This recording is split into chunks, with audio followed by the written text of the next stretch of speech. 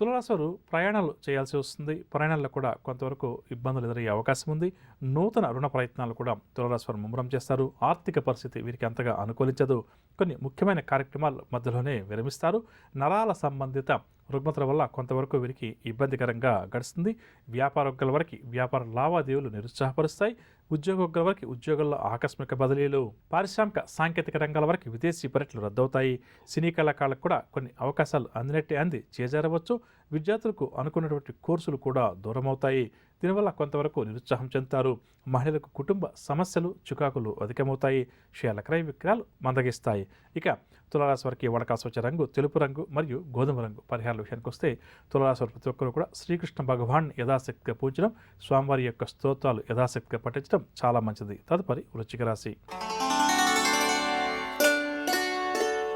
వృశ్చిక రాశి వారు ఈరోజు ఏవైతే కార్యక్రమాలు ప్రారంభం చేస్తారో వాటిలో విజయం కలుగుతుంది. కుటుంబంలోనూ సంఘంలోనూ గౌరవ ప్రతిష్టలు మరింతగా పెరుగుతాయి. అందరిలో కూడా ఒక ప్రత్యేకమైన గుర్తింపు లభిస్తుంది. పలుకుబడి కలిగిన వ్యక్తులతోటి పరిచయాలు కూడా ఏర్పడతాయి. తీర్థయాత్రలు చేస్తారు. వ్యాపార వర్గాల వారికి వ్యాపార లావాదేవీలు సంతృప్తికరంగా సాగుతాయి. ఉద్యోగ వర్గాల వారు ఇంక్రిమెంట్లు, పదోన్నతులకు సంబంధించిన సమాచారాన్ని అందుకుంటారు. పారిశ్రామిక సాంకేతిక రంగాల వారికి సన్మానాలు, సత్కారాలు, సినీ కళాకారులకు గౌరవ పురస్కారాలు. విద్యార్థులు కూడా ఈరోజు అనుకున్నది సాధిస్తారు. మహిళలు శుభవర్తమానాలు అందుకుంటారు. షేర్ల క్రయ విక్రయాలు లాభిస్తాయి. వృశ్చిక రాశి వారికి వాడకాల్సి వచ్చే రంగు ఆకుపచ్చ రంగు మరియు నీలం రంగు. పరిహారాల విషయానికి వస్తే వృశ్చిక రాశి ప్రతి ఒక్కరూ కూడా రుణ విమోచన అంగారక స్తోత్రాన్ని పఠించడం, సుబ్రహ్మణ్య స్వామి వారిని పూజించడం చాలా మంచిది. తదుపరి ధనురాశి.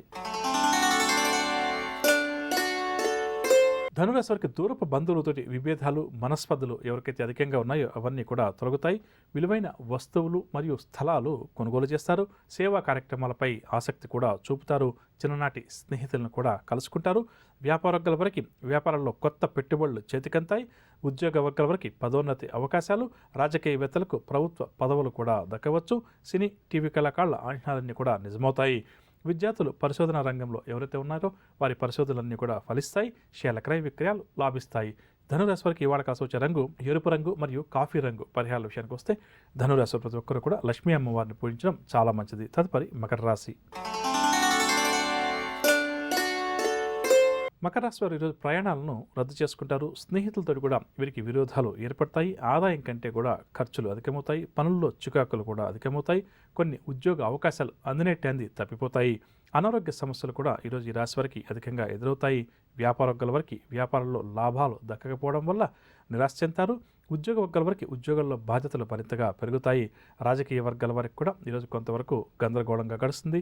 సినీ, టీవీ కళాకారులకు మానసిక ఆవేదన అధికమవుతుంది. విద్యార్థులు కష్టపడ్డా కూడా ఫలితం కనిపించకపోవడం వల్ల నిరాశ చెందుతారు. మహిళలకు కూడా నిరుత్సాహంగానే గడుస్తుంది. షేర్ల క్రయ విక్రయాల్లో తొందరపాటు నిర్ణయాలు. ఇక మకర రాశి వారికి వాడకాల్సి వచ్చే రంగు బంగారు రంగు మరియు తెలుపు రంగు. పరిహారాల విషయానికి వస్తే మకర రాశి వారు ప్రతి ఒక్కరూ కూడా దుర్గా అమ్మవారిని పూజించడం చాలా మంచిది. తదుపరి కుంభరాశి. కుంభరాశి వారికి కాంట్రాక్టులు చేజరడం వల్ల నిరాశ కలుగుతుంది. కావున కాంట్రాక్ట్ రంగంలో ఉన్నటువంటి కుంభరాశి వారు ఈరోజు కొంత జాగ్రత్త వహించాలి.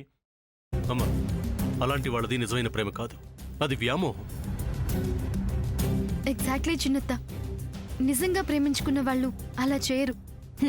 ఎంత మనసు విరిగిపోతే కన్న కూతుర్ని పట్టుకొని మా దృష్టిలో చచ్చిపోయా ఉంటుందా తల్లి? అది సరే అమ్మా, తన కూతురుతో తన మాట అనేటప్పుడు ఆమె మాటల్లో వ్యథ, కళ్ళల్లో బాధ గమనించావమ్మా? పెద్దబాబుకు బర్త్డే విషెస్ చెప్పు కూడా వెళ్ళాం కదా. ఊరికే ఎలా కాలిపోతుంది? మంట పెడితేనో పడితేనో తగలబడుతుంది.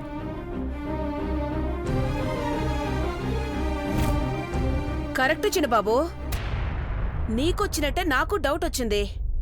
పార్వతే షర్టును తగలబెట్టిందనుకుంటా.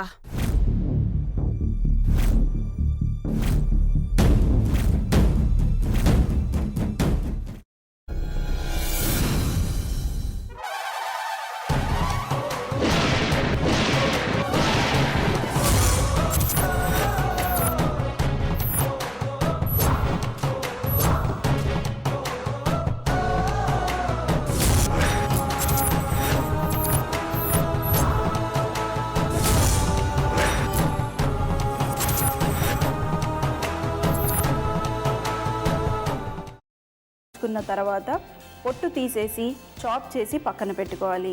ఒక ప్యాన్లో కొద్దిగా నూనె వేడి చేసి అందులో ఆవాలు, మినప్పప్పు, శనగపప్పు, కరివేపాకు, సన్నగా తరిగి పెట్టుకున్న ఉల్లిపాయలు వేసుకుని 1 నిమిషం పాటు వేయించుకోవాలి. ఆ తర్వాత కాల్చి కట్ చేసి పెట్టుకున్న వంకాయని కూడా అందులో వేసుకుని బాగా మిక్స్ చేసి బౌల్లోకి ట్రాన్స్ఫర్ చేసుకుని అందులో తగినంత చిక్కటి పెరుగు లేదా పల్చటి పెరుగు వేసుకుని మిక్స్ చేసి అన్నంతో కానివ్వండి, చపాతీతో కానివ్వండి సర్వ్ చేసినా చాలా బాగుంటుంది.